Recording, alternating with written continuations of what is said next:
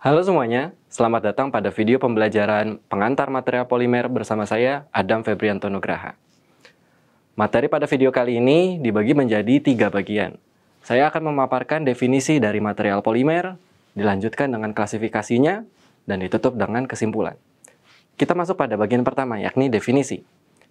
Dari gambar-gambar berikut, kira-kira komponen mana yang terbuat dari polimer?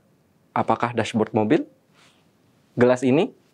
Box container, tape, ban, pipa, kabel insulator, atau mainan ini? Ya, jawabannya yang benar adalah semuanya terbuat dari material polimer. Mungkin rekan-rekan pendengar jadi bertanya-tanya, material yang biasa kita ketahui sebagai plastik pada dashboard, perkakas di dapur, kontainer, pipa, ataupun mainan, dan juga material karet yang kita temukan pada ban ataupun insulasi kabel, keduanya merupakan polimer. Lalu bedanya apa?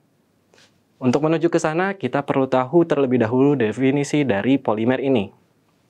Polimer secara bahasa diambil dari bahasa Yunani, yakni poli atau polus, yang berarti banyak, dan juga mer atau meros, yang berarti bagian. Disebut demikian karena polimer merupakan molekul raksasa yang dibuat atau disusun dari monomer penyusunnya melalui proses yang disebut dengan polimerisasi. Monomer penyusunnya ini terhubung dengan ikatan kovalen sehingga dapat membentuk rantai yang panjang yang disebut dengan polimer.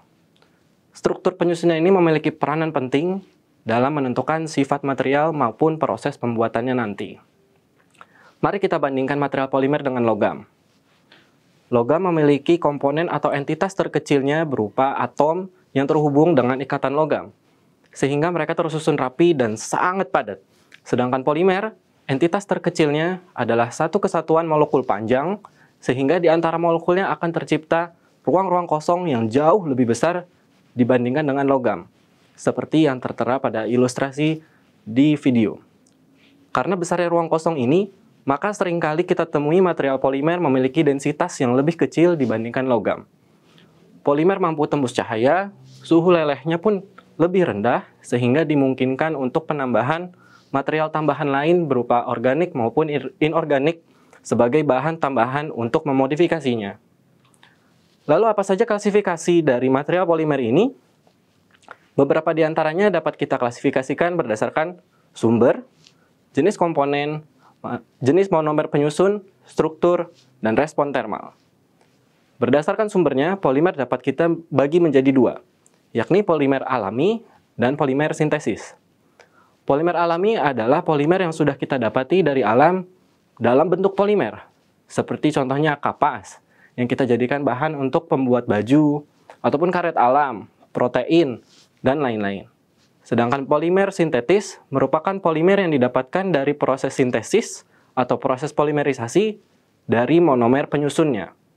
Jika kita mendapatkan monomer penyusun tersebut dari petroleum, maka disebut dengan petropolimer.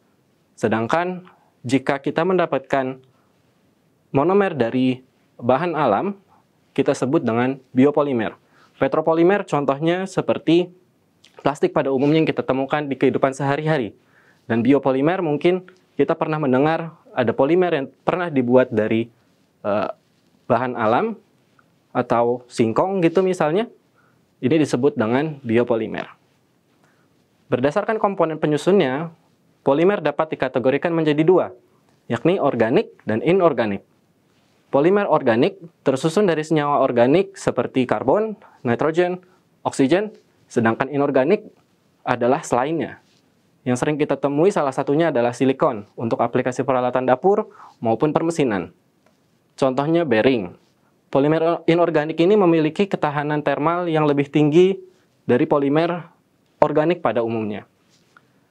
Berdasarkan monomer penyusunnya, kita dapat mengkategorikan menjadi homopolimer dan copolimer. Homopolimer adalah polimer yang tersusun dari satu jenis monomer, sedangkan copolimer tersusun dari 2 atau lebih monomer.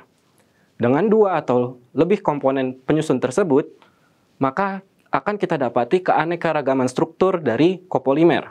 Kita dapat memodifikasinya menjadi struktur selang-seling, acak, blok, ataupun cabang. Perbedaan susunan ini akan berpengaruh nanti pada sifat-sifatnya, namun belum kita bahas detail pada video kali ini. Berdasarkan strukturnya, polimer kita bisa bagi menjadi 4 jenis, yakni linear, bercabang, terhubung silang, dan jaringan. Struktur ini memiliki kaitan erat dengan sifat mekanik maupun termalnya. Dapat kita lihat pada polimer hubung silang dan polimer jaringan, rantai molekul saling terhubung satu sama lain, sehingga polimer ini akan sulit bergerak meskipun diberi energi yang tinggi. Sehingga sebagai konsekuensinya, respon termalnya pun akan berbeda-beda. Polimer dengan rantai lurus atau bercabang, jika kita berikan suhu tinggi, maka molekulnya akan bergerak berjauhan, sehingga dapat kita amati fenomena yang kita sebut dengan pelelehan, atau polimer ini akan meleleh. Jika kita berikan tarikan mekanis, polimer ini pun akan terdeformasi atau akan berubah bentuknya menjadi lebih panjang, atau yang kita sebut dengan sifat plastis. Sehingga polimer ini kita sebut dengan termoplast atau termoplastik. Pada polimer hubung silang, jika kita berikan panas, maka pergerakan molekul terbatas. Jika dipanaskan, kita hanya akan melihat polimer ini melunak namun tidak meleleh. Atau jika kita berikan deformasi mekanis, maka besar kecenderungan polimer ini akan kembali ke bentuk semula, sifat yang biasa kita sebut dengan elastis. Maka polimer ini kita sebut dengan elastomer.